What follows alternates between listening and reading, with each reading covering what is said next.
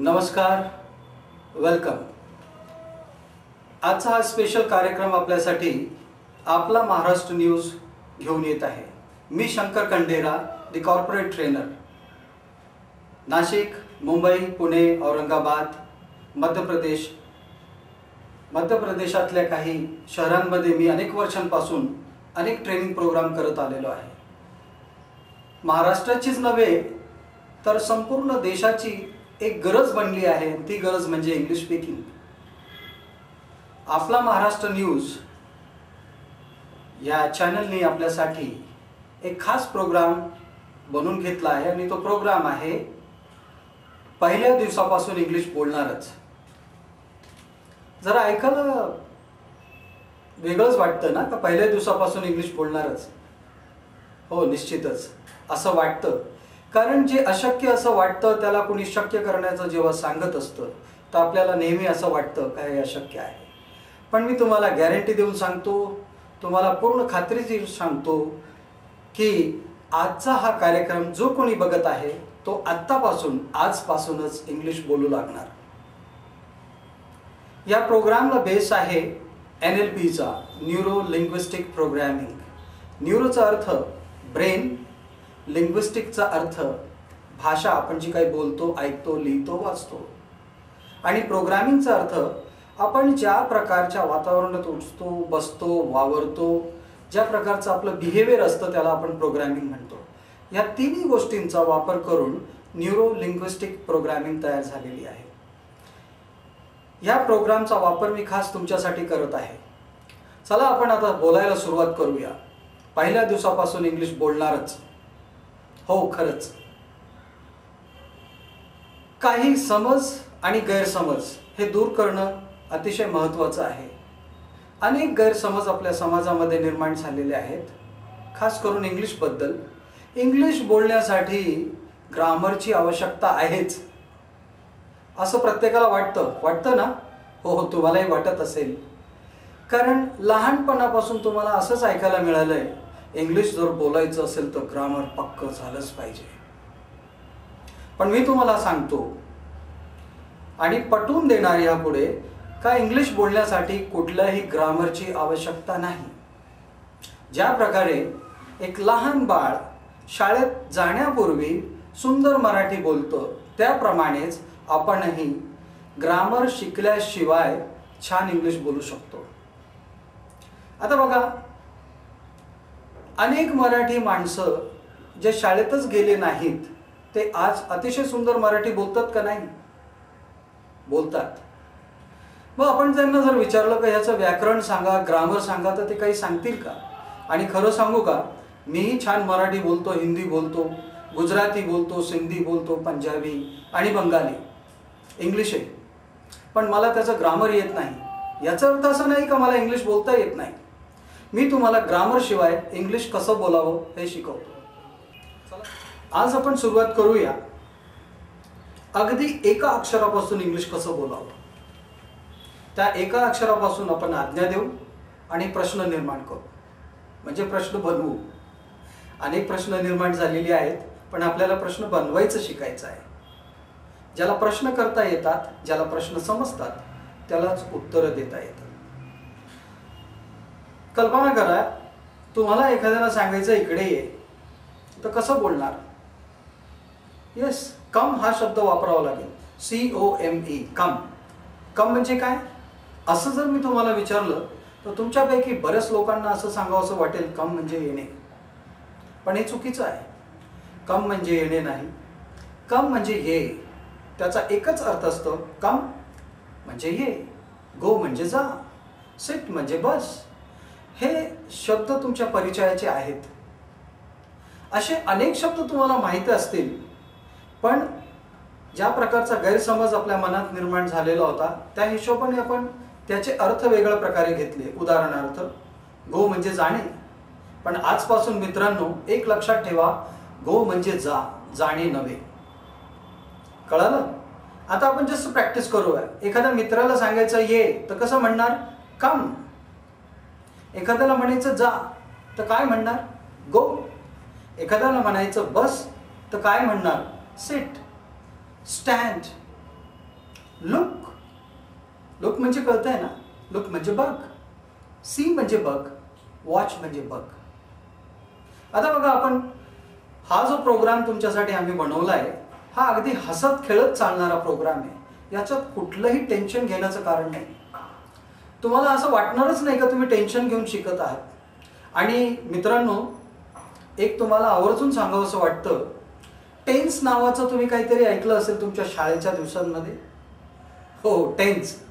12 tense असतात आणि 12 tense म्हणजे 12 प्रकारचे टेन्शन्स.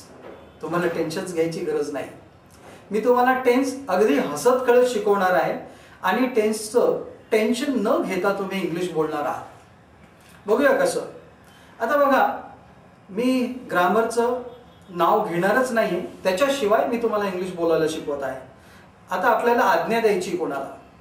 उभा राहा, स्टँड अप, खाली बस, सिट डाऊन, बोल, स्पीक, टॉक, से.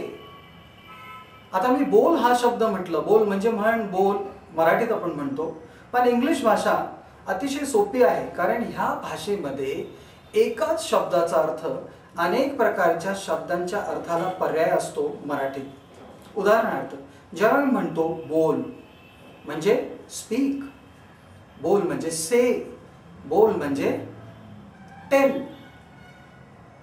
आता टेलचा अजून एक अर्थ आहे, तो म्हणजे सांग. पण बोलचालीच्या भाषेत आपण स्पीक, से, टेल, टॉक या अनेक शब्दांचा वापर करत असतो. तर आज आपण काय शिकलोय? येस, आज आपण शिकत आहोत कम, गो, सिट, स्टँड, स्टॉप, रन, पुल, पुश. आणि हे पाठ कसं करायचं? पाठ करायचंच नाहीये. कारण काय, पाठांतराला माझ्या टेक्निकमध्ये वाव नाही. मी म्हणतो तुम्हाला कोणतीच गोष्ट पाठ करायची आवश्यकता नाही. जस्ट तुम्ही जे बोलत आहे त्या गोष्टीचं चित्र तुमच्या ब्रेनमध्ये तयार झालं पाहिजे. म्हणजे आपण जे काही करतो, जे काही बोलतो, जसं वागतो, त्याच्या आधी आपण आपल्या ब्रेनमध्ये त्या गोष्टीचा सराव करत असतो. आता आपल्याला बोलायचं आहे बस. सिंपल आहे. हाताचा वापर करा, म्हणजे बॉडी लँग्वेजचा वापर करा आणि म्हणा सिट, स्टँड, गो, कम, लुक, लिसन, स्मेल, थिंक. समजतंय ना? कारण थिंक म्हणतोय मी. हो, थिंक म्हणजे विचार कर. ह्या सर्व गोष्टींचा अर्थ आहे आज्ञा. आता ज्या प्रकारे आपण हे सर्व शब्द घेतले, या शब्दांचा आपण एक शब्द घेऊया, कम. कम म्हणजे ये, ही आज्ञा आहे. आता या कमच्या आधी जर आय लावलं, येस, तुम्ही सुद्धा तुमचं फिंगर इंडेक्स फिंगर, सॉरी याला इंडेक्स फिंगर म्हणतात, या इंडेक्स फिंगरला हृदयावरती टच करायचं आहे. इथे तुम्ही उजव्या बाजूला लावणार. माझी डावी म्हणजे तुमची उजवी असं समजणार, पण तुम्ही तुमच्या डाव्या बाजूला टच करा. अगदी तिथं टच करायचं जिथं हृदयाचा ठोका लागतो. लागला का? हां, एक्झॅक्टली तिथंच. बरं, आता बघा, आय, शाळेत जे गेले त्यांना माहिती आय म्हणजे काय. आय असंच लिहिलेलं असतो ना. Yes, I. आय कम. याचा अर्थ काय? मला येणे नाही. याचा अर्थ मी येतो. आय गो याचा अर्थ मी जातो. आय वर्क याचा अर्थ मी काम करतो. आता हळूहळू मी तुम्हाला या इंग्लिश शब्दांचे अर्थ मराठीत न सांगता डायरेक्ट इंग्लिश टू इंग्लिश तुम्ही कसे समजून घेणार त्या प्रकारे सांगणार आहे. आय वर्क याचा अर्थ काय? मी काम करतो असंच होईल ना? हो, मराठीत असंच होणार आहे. पण आपण इंग्लिश भाषा शिकत आहोत, म्हणून आपल्याला इंग्लिश भाषा इंग्लिशमध्येच शिकायची आहे. उदाहरणार्थ, आय वर्कचा अर्थ काय असेल? आजपासून ही माझी स्टाईल आहे. माझ्या स्टाईलने तुम्हाला काय म्हणायचं आहे? मी वर्क करतो. आय म्हणजे मी आणि वर्क म्हणजे वर्क असं नव्हे तर वर्क करतो. आय वर्क जिथे पण लिहिलेलं असेल किंवा तुम्ही बोलत असाल तर याचा अर्थ होणार मी वर्क करतो. आय स्टडी, मी स्टडी करतो. आय सिंग, मी सिंग करतो. आय स्पीक म्हणजे मी बोलतो, याला पण मी स्पीक करतो. I speak English, me English speak करतो. हे करण्याचं कारण काय? मी जर तुम्हाला प्रत्येक गोष्टीचा अर्थ जर मराठीत सांगायला सुरुवात केली तर तुमचा ब्रेन इंग्लिश न शिकता मराठी कॅप्चर करेल आणि ब्रेनला आपण जे काही ऐकवतो, जे काही समजून सांगतो ते तीच गोष्ट अगदी तंतोतंत आपण जशी सांगतो त्याच प्रकारे त्याचं प्रिंट तयार करतं. आणि म्हणून त्याच्यासाठी आपल्याला ब्रेन कसं फंक्शन करतं हे समजणं जरुरी आहे. याचा एक सिंपल तुम्हाला उदाहरण देतो. ज्या प्रकारचं तुम्ही कीबोर्डवरती जे काही टाईप कराल तेच तुम्हाला तुमच्या मॉनिटरवरती दिसतं ना, आणि तेच प्रिंटरमध्ये येणार. याचा अर्थ तुम्ही ब्रेनला जे काही देणार, ब्रेन ते जसं तसं प्रिंट करून तुम्हाला पुन्हा देणार. तर म्हणूनच आजपासून आपण प्रयत्न करायचा आहे का आपल्या ब्रेनला आपण जे काही सांगणार आहोत ते सर्व काही त्याला इंग्लिशमधून समजून सांगायचं आहे. तुम्हाला जरा आश्चर्य वाटेल ना का तुम्ही आत्ताच सुरुवात केली आणि मी तुम्हाला म्हणतोय का तुम्ही डायरेक्ट इंग्लिशमध्ये बोला. आश्चर्य वाटतंय?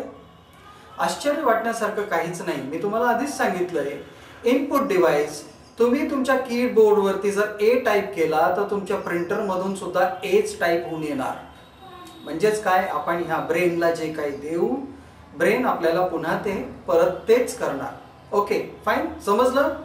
Yes, that's very good. आपण लवकरच मोठे मोठे डायलॉग्स बोलायला सुरुवात करू. सुरुवात आपण करणार आहे एक शब्दाने आणि त्या एक शब्दाला आपण वाढवत वाढवत मोठाली डायलॉग्स तयार करणार आहोत, मोठे मोठे डायलॉग्स बोलणार आहोत. आणि प्रोग्रामच्या जसजसं आपला हा प्रोग्राम पुढे जाईल या प्रोग्राममध्ये आपण कन्व्हर्सेशन करणार आहोत, इंग्लिश कन्व्हर्सेशन्स. म्हणजे आपण प्रश्न करणार, आपण प्रश्नांची उत्तरे देणार, आपण स्टोरी टेलिंग सांगणार, आपण स्टोरी टेलिंग करणार, आपण रोल प्ले करणार, अनेक अशा गोष्टी आपण करणार आहोत. आता मी काय म्हटलं, आय म्हणजे मी, वर्क म्हणजे काम, बरोबर आहे. पण याचा अर्थ काय? आय वर्कचा अर्थ आहे मी वर्क करतो. आय स्टडी, आय स्टडीचा अर्थ काय आहे? शब्दशः जर अर्थ घेतला तर आय म्हणजे मी, स्टडी म्हणजे स्टडी, मी स्टडी नाही, असं नाही. याचा अर्थ आहे मी स्टडी करतो. आय सिंग याचा अर्थ आहे मी गातो. आय डान्स याचा अर्थ आहे मी डान्स करतो. कळलं? समजतंय? प्रोग्राम संपल्यानंतर तुम्ही आपल्या घरातल्या सदस्यांबरोबर, आपल्या मित्रांबरोबर, घरातल्या मेंबर्स बरोबर या गोष्टींचा सराव करणं अतिशय आवश्यक आहे. तुम्ही जसजसं सराव कराल तसतसं तुम्हाला इंग्लिश अगदी सहजपणे बोलता येऊ लागेल. तर आजच्यासाठी आपण इथंच थांबणार आहोत आणि पुढे मी तुम्हाला अजून दुसरे डायलॉग्स कसे बोलायचे या सर्व प्रकारचे डायलॉग्स तुमच्याकडून प्रॅक्टिस करून घेणार, ते तुम्हाला सर्व शिकवणार. आता आपण थोडीशी विश्रांती घेऊ आणि त्याच्यानंतर आपण पुन्हा आपल्या इंग्लिश स्पीकिंग क्लासला सुरुवात करू, जिचं प्रसारण होत आहे आपला महाराष्ट्र न्यूज तर्फे. आणि ह्या प्रोग्रामला बनवलं आहे speak India institute of English speaking and personality डेव्हलपमेंटनी. आणि ह्या प्रोग्रामला मी तुमच्यासाठी खास बनवलं आहे. माझं नाव आहे शंकर कंडेरा.